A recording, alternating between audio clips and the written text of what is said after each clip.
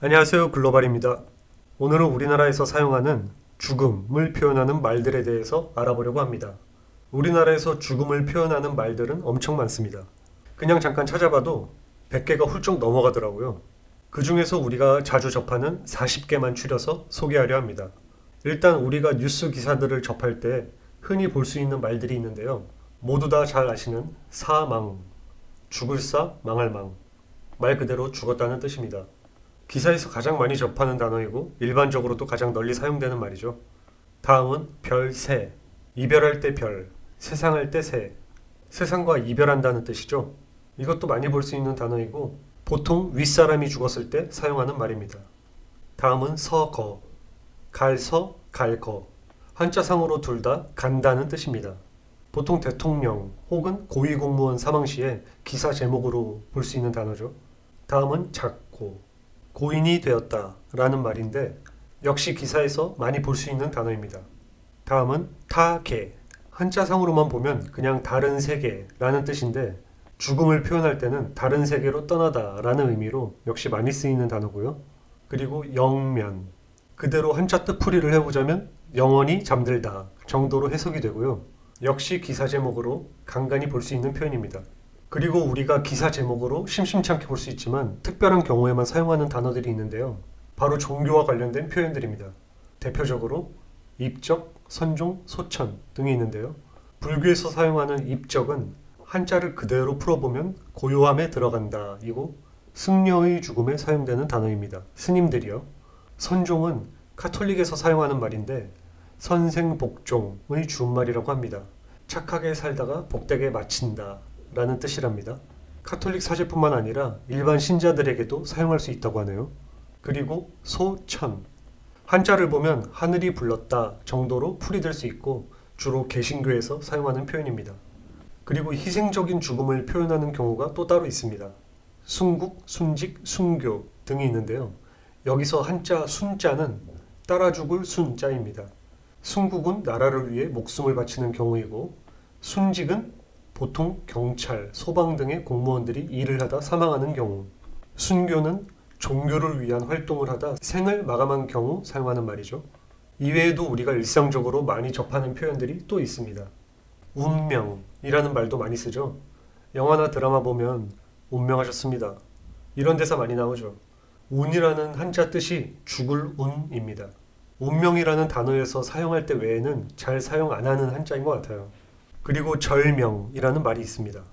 한자만 보면 명이 끊긴다고 해석이 되는데 앞서 말한 운명과 비슷한 뜻이지만 좀 더 강렬한 뉘앙스입니다.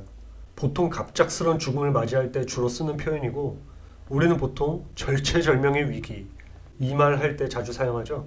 여러분 요절이란 말 많이 들어보셨을 겁니다. 주로 젊은 나이에 세상을 떠난 사람의 죽음을 표현하는 말인데요. 절명, 요절, 같은 절자가 들어가지만 보시는 것처럼 한자가 다릅니다. 절명의 절은 끊긴다는 뜻이고 요절의 절은 꺾인다는 뜻입니다. 일찍 죽을 요, 꺾을 절. 다음 표현은 죽은 사람들이 꼭 거친다는 장소들입니다. 동서양 대표로 한 개씩 뽑았는데요. 바로 황천과 요단강입니다. 황천은 샘물이고 요단강은 강이네요. 둘 다 종교적인 표현이고요. 일상생활에서 꽤 많이 쓰는 말들입니다. 황천은 주로 황천길에 오르다, 황천길로 가다 이렇게 쓰고 요단강은 요단강을 건너다 이렇게 쓰죠. 그 외에 또 많이 쓰는 말, 유명을 달리하다. 여기서 유는 그윽하다, 검다 이런 뜻으로 저승을 나타내고 명은 밝다, 이승을 나타내는 말입니다. 이승과 저승을 달리하다, 죽는다는 말이 되는 거죠. 이 한자 유자는 유령할 때 유이고 유유백서 할 때도 이 유를 사용합니다. 여기서 잠깐 유유백서 뜻을 보자면 아까 말씀드렸던 앞에 유자는 저승이라 말씀드렸고 두 번째 유는 유람선, 서유기 할 때 유인데 돌아다닌다는 뜻입니다.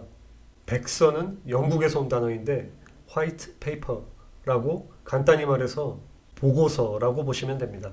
그럼 종합해서 해석해보면 저승 여행 보고서 정도로 하면 될까요? 그리고 이승을 하직하다 라는 말도 있죠. 이승과 작별 인사를 한다는 뜻이고요. 숨지다, 숨이 다했다는 말이죠.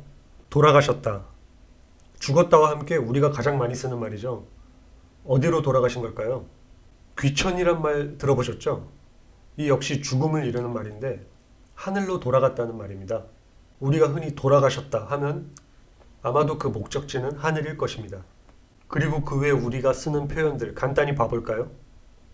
하늘나라로 가다, 하늘의 별이 되다, 생을 마치다, 세상을 뜨다, 세상을 등지다, 명을 다하다, 불귀의 객이 되다 등의 표현들이 있고, 속된 표현으로는 골로 가다, 관짝신세가 되었다, 밥숟가락 놓다, 꼴까닥하다, 돼지다. 요즘은 일반적으로 뒤지다 라고도 많이 사용하는데 놀랍게도 정확한 표준어는 돼지다입니다.